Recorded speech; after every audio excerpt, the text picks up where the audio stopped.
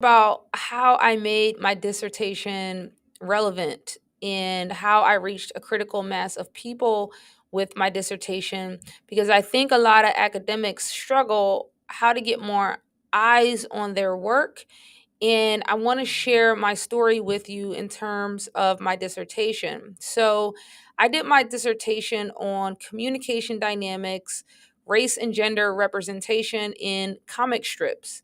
And I traced a history of Black comic strips, starting with the very first Black comic strip up until present day meaning the time that I published my dissertation, which was in 2010.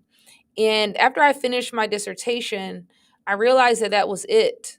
Nobody was really going to see it except for the other academics that wanted to use my research as a part of their research articles to cite me and that kind of thing. And to be honest, that made me very sad. I worked really hard on my dissertation. I knew that the timeline that I had put together in terms of the historical timeline of comic strips was something that hadn't been done before. I actually had to piece that together from multiple sources that were not readily available or in any book anywhere. And I just didn't want that work to just be in the basement of a library. I just didn't want that work to just be cited by 20 academics and then that be it. Other academics citing my work just didn't feel like enough to me. It didn't feel like impact. And it actually made me sad. And it actually made me feel like all of the work that I had put into my first book, because your dissertation is your first book, kind of wasn't meaningful enough. And so from there, I started to think about, well, how can I repurpose this dissertation into something more impactful? And I had never written a book before. So I said, well, I'll turn my dissertation into a book, but I knew I wasn't ready to write a full single authored book. I actually had no idea how to do that as a fresh out of, the university student. And so I came up with the idea to do an edited book because I didn't feel like an expert on my topic in terms of like comics in general. I just was an expert in that one small niche. And so I put out a proposal for an edited book. I felt like this was a great way to repurpose my dissertation to reach more people. And I had no idea what I was doing. My goal was to get the work out there to more people. And I also wanted to publish my first book by the time I was 30. That was very important to me. And I ended up doing that, way ahead of schedule. And so someone reached out to me who was a mentor who's like known in the game and said, hey, I'll help you get this book published, if we can do it together. And that was amazing. And that's the importance of mentors, collaborating. If you look at my work, all of my work is about collaborating with people. I don't do anything on my own. And I very rarely just write single authored books. One, because it's great to have edited books with multiple people contributing because you get more people to help market your book and you just get more. I think you get a more in depth perspective when you have a range of experiences and research in your book. But anyway, that was the best thing that happened to me was for this mentor to come on and do this book with me. Shout out to Ron Jackson. Appreciate you. So we did that book, and I remember when we were putting together the different contributors to the book, and we actually had a conversation like, hey, this person has been in this field for a while. This person has won in a number of awards and that kind of thing, really being strategic about who was included in the book so that we can get the maximum reach for the book.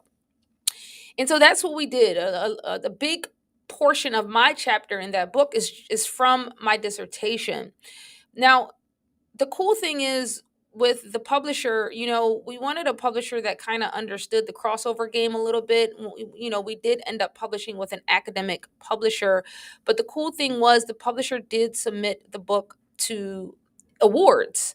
And that's great because that's exactly what I wanted to happen, because when you win awards, it breaks your book out into other communities so that more than academics can engage with your work. Now, here's the thing that I did, which people don't know because you only see the result of the work, you don't see the work itself. When the book came out, I drove up and down the East Coast going to comic book conventions. I had never been to comic book conventions. I had never really read comic books. I'm just an academic studying comics because I enjoyed the Boondocks comic strip. So when that book was published, I went to all of these comic conventions on my own dime, funding this, driving to DC and all over the place, just talking to people about the book, buying a table, selling the book, talking to people about what my research was about. So I'm at comic conventions as an academic with a bunch of creative people, a bunch of artists, a bunch of creators, right? A bunch of entrepreneurs, right? And I'm not that at the time. But that really opened my mind to how I could expand my work to a critical mass of people. So when you're thinking about how does Dr. Howard think about all this and how did she get to where she is, you have to be around a different set of people than academics because they truly think different. Academics are not entrepreneurs. They do not understand the type of person that is a creative, that wants to get their work out there, that wants to get media coverage and visibility. And some of us are that. Some of us do want our work to impact people outside of higher ed in a really big way. And I am that person. And that is why I took the financial burden. That is why I got out of my shell. I sold my books on Amtrak rides. I left my book in bookstores. I talked to anybody and everybody that was interested in my topic. I would walk around and hold my book, hoping that somebody asked about it. And I remember just selling books to random people. My books were always in the trunk of my car, literally selling books out of the trunk because that was how important it was to me to reach people outside of academia. And so if that's in your heart and it's truly important to you, then the content that I put out here in the world is teaching you how to do that. I did feel like my academic work wasn't important at some point. I did question whether anybody would care at some point. But I kept going. I kept finding the communities outside of academia that did care about my work. And the cool thing about the internet is that you can see all of the different subsets of communities that care about your thing. And you can find those subsets and talk to those people and go to where those people are. There is no type of research area of expertise that doesn't have a community around it. You just have to go there because they don't know you exist. And so when you're wondering why I created the Power Your Research program and why this stuff is so important to me and why I keep showing up for you. Those are the reasons because it was important to me over 10 years ago and I am a living example of what it can look like when your work makes a large impact, makes a huge impact. And so I hope this inspires you to go out and try some of the things that I share with you on this platform.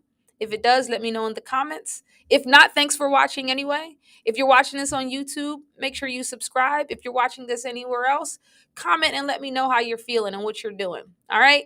I hope you have an amazing day.